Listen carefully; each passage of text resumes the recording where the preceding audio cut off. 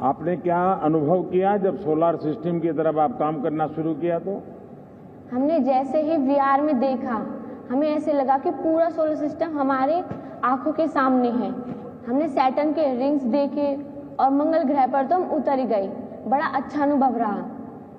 और जैसे ही हम पीछे तके तो सूर्य बिल्कुल हमारे सामने था। यह सब कुछ बिल्कुल रियल लग रहा था। इसके बाद हमने पिरामिड देखा। हमें बिल्कुल भी अनुभव नहीं था कि पिरामिड कैसा दिखता है। हमने किताबों में ही पढ़ा था, पर जैसे हमने वीआर के थ्रू से देखा तो हमें पता चला वो कितना बड़ा है। अच्छा, आपको ये लग रहा है कि अब जितना आपने सीखा है, कभी जिन बच्चों ने इसे देखा नहीं है और आपको बताया जाए कि आज आपको 15 मिनट दे रहे हैं, आप बाकी बच्चों को आज पढ़ाओ, आप टीचर बन जाओ, जो आपने देखा है उसको आप उस ढंग से समझा सकती हो? हाँ सर। इन्हें देखिए, घर से ही सोप मैन्युफैक्चरिंग करते हैं और महीने का 1 लाख कमाती हैं। आप भी सोप मैन्युफैक्चरिंग करना चाहते हो? इनसे सीखना है तो फ्रीडम ऐप को अभी डाउनलोड कीजिए। आपको विश्वास है कि बच्चे, बाकी जो स्टूडेंट हैं, तुम्हारे कलीग्स हैं, वे इस बात को समझ लेंगे भाई ये कि इसको तो इतना सारा आता है, इतना सारा सीख लिया है? हाँ ऐसा सर। आप उनको विश्वास दिला सकती हो? हाँ सर। और क्या इसका उपयोग हो सकता है? तुम्हें क्या विचार आता है ये सब देखने के बाद, करने के बाद तुम्हें क्या विचार आता है? हम जो किताबों में पढ़े हैं उन्हें असली में अनुभव कर पाए, वो भी अपने ही स्कूल में। इससे पढ़ाई में हमारी रुचि और बढ़ गई है और हमें नई नई चीजें सीखने का मन है, जैसे कि डायनासोर, आदि मानव पहले कैसे रहते थे, और साथ अजूबे भी देखने हमें इसमें। तो अब क्या करोगे? टेक्नोलॉजी में ही रुके रहोगे कि कभी खेलकूद भी करोगे? नहीं, आगे भी बढ़ेंगे। वरना क्या होता है, ये टेक्नोलॉजी एक ऐसा नशा है, मैं इन लोगों के विरोध में नहीं बोल रहा हूं वरना खेलकूद छूट जाएगा, मम्मी पापा से बातचीत छूट जाएगी, दोस्तों से बातचीत छूट जाएगी। नहीं सर। ऐसा तो नहीं होगा ना?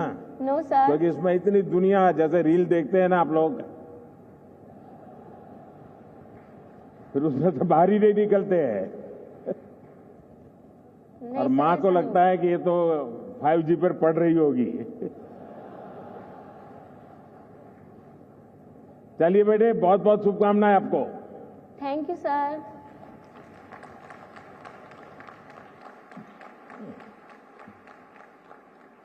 बहुत धन्यवाद माननीय प्रधानमंत्री जी। हमारे सभी बच्चों को बहुत प्रोत्साहित करने का भी और उनको उत्साहित करने का, प्रेरित करने का एक होलिस्टिक विकास की तरफ, ना केवल टेक्नोलॉजी की तरफ ध्यान दें पर खेल कूद भी पूरा बैलेंस करके रखें। And now, ladies and gentlemen, we are all very eagerly waiting to be led and guided by the most transformative and progressive leader this nation has seen. We are waiting for the address of the Honorable Prime Minister. Please join me, ladies and gentlemen, as I request Prime Minister Sir for his inaugural address.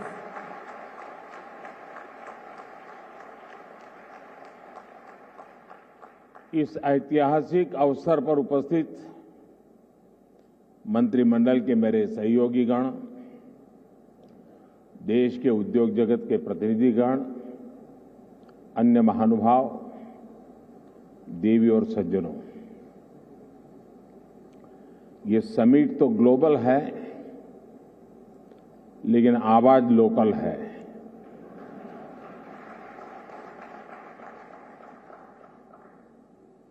इतना ही नहीं, आगाज भी local है।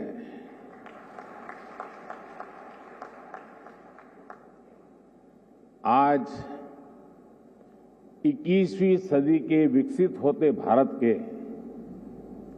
सामर्थ्य का, उस सामर्थ्य को देखने का, उसके प्रदर्शन का एक विशेष दिवस है। आजादी के अमृत महोत्सव के इस ऐतिहासिक कालखंड में 1 अक्टूबर 2022 ये तारीख इतिहास में दर्ज होने वाली है।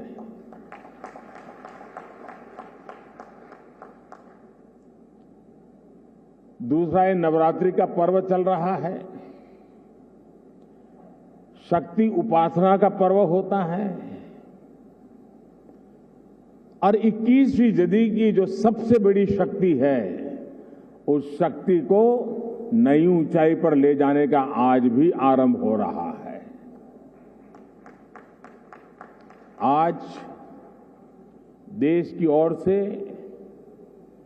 देश की टेलीकॉम इंडस्ट्री की ओर से 130 करोड़ भारतवासियों को 5G के तौर पर एक शानदार उपहार मिल रहा है। 5G देश के द्वार पर नए दौर की दस्तक लेके आया है। 5G अवसरों के अनंत आकाश की शुरुआत है। मैं प्रत्येक भारतवासी को इसके लिए बहुत बहुत बधाई देता हूं। साथियों, मैं गौरव से भरे इन क्षणों के साथ ही मुझे खुशी इस बात की भी है कि 5G की शुरुआत में ग्रामीण स्कूलों के बच्चे भी हमारे साथ सहभागी हैं, गांव भी सहभागी है, मजदूर गरीब भी सहभागी है। अभी मैं यूपी के ग्रामीण स्कूल की बेटी 5G होलोग्राम टेक्नोलॉजी के जरिए रूबरू हो रहा था। जब मैं 2012 के चुनाव में होलोग्राम लेकर के चुनाव प्रचार कर रहा था तो दुनिया के लिए अजूबा था। आज वो घर घर पहुंच रहा है। मैंने महसूस किया कि नई तकनीक उनके लिए किस तरह पढ़ाई के मायने बदलते जा रही है। इसी तरह गुजरात, महाराष्ट्र, ओडिशा के गांवों के सुदूर स्कूल तक 5G के जरिए बच्चे बड़े बड़े विशेषज्ञों के साथ क्लास में नई नई चीजें सीख रहे हैं। उनके साथ नए दौर की क्लास का हिस्सा बनना, ये वाकई बहुत रोमांचित करने वाला अनुभव है। साथियों, 5G को लेकर भारत के प्रयासों का एक और संदेश है, नया भारत। टेक्नोलॉजी का सिर्फ कंज्यूमर बनकर नहीं रहेगा, बल्कि भारत उस टेक्नोलॉजी के विकास में, उसके इम्प्लीमेंटेशन में बहुत बड़ी एक्टिव भूमिका निभाएगा। भविष्य की वायरलेस टेक्नोलॉजी को डिजाइन करने में, उससे जुड़ी मैन्युफैक्चरिंग में भारत की बड़ी भूमिका होगी।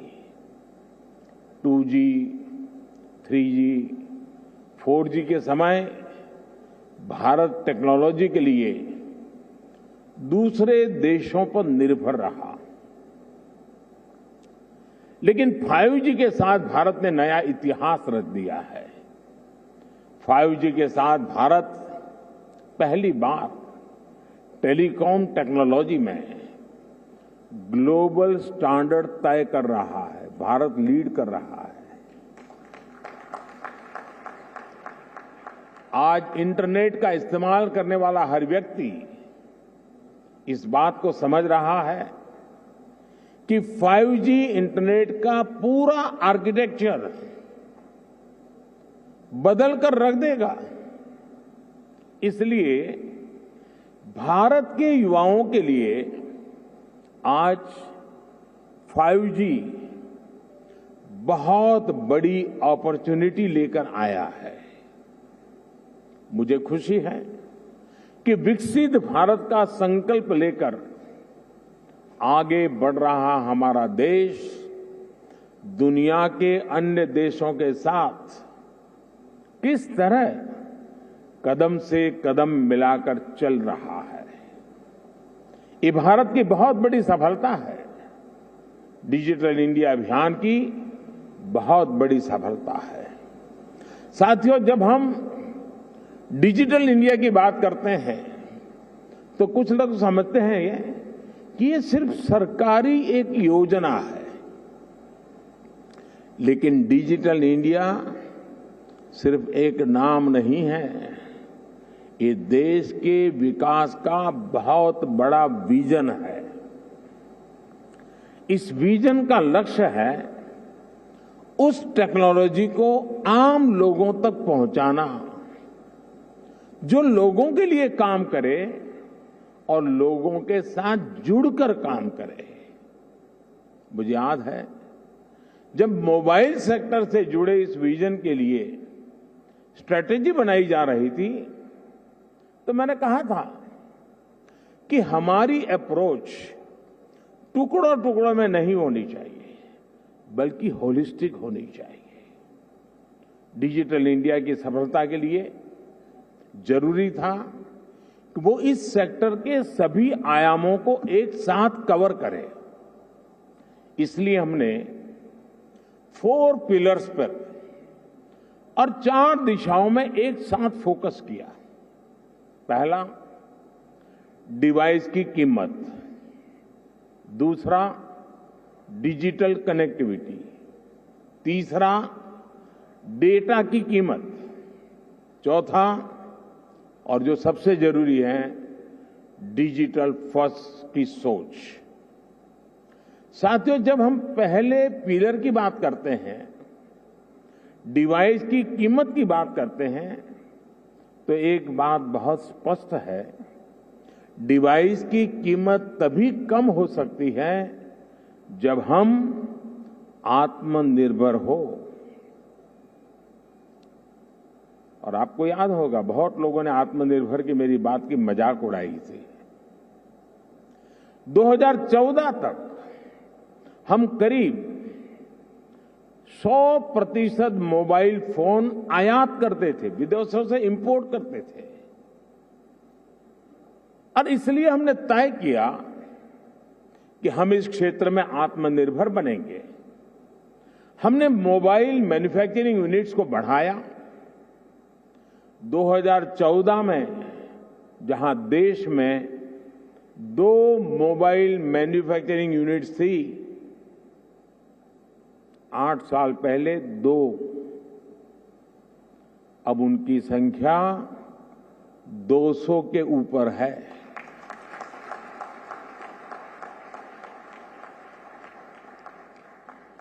हमने भारत में मोबाइल फोन के उत्पादन को बढ़ाने के लिए इंसेंटिव दिए, प्राइवेट सेक्टर को प्रोत्साहित किया। आज इसी योजना का विस्तार आप पीएलआई स्कीम में भी देख रहे हैं। इन प्रयासों का नतीजा बहुत पॉजिटिव रहा। आज भारत मोबाइल फोन उत्पादन करने में दुनिया में नंबर 2 पर है। इतना ही नहीं, जो कल तक हम मोबाइल इंपोर्ट करते थे, आज हम मोबाइल एक्सपोर्ट कर रहे हैं, दुनिया को बेच रहे हैं। जरा सोचिए, 2014 में 0 मोबाइल फोन निर्यात करने से लेकर आज हम हजारों करोड़ के मोबाइल फोन निर्यात करने वाले देश बन गए हैं, एक्सपोर्ट करने वाले देश बन चुके हैं। स्वाभाविक है, इन सारे प्रयासों का प्रभाव डिवाइस की कीमत पर पड़ा है। अब कम कीमत पर हमें ज्यादा फीचर्स भी मिलने लगे हैं। साथियों, डिवाइस कॉस्ट के बाद जो दूसरे पिलर पर हमने काम किया वो है डिजिटल कनेक्टिविटी का। आप भी जानते हैं कि कम्युनिकेशन सेक्टर की असली ताकत कनेक्टिविटी में है। जितने ज्यादा लोग कनेक्ट होंगे इस सेक्टर के लिए उतना अच्छा है। अगर हम ब्रॉडबैंड कनेक्टिविटी की बात करें तो 2014 में 6 करोड़ यूजर्स थे, आज इनकी संख्या बढ़कर 80 करोड़ से ज्यादा हो चुकी है। अगर हम इंटरनेट कनेक्शन की संख्या की बात करें तो 2014 में जहां 25 करोड़ इंटरनेट कनेक्शन थे, वहीं आज इसकी संख्या करीब करीब 85 करोड़ पहुंच रही है, 85 करोड़ पहुंच रही है।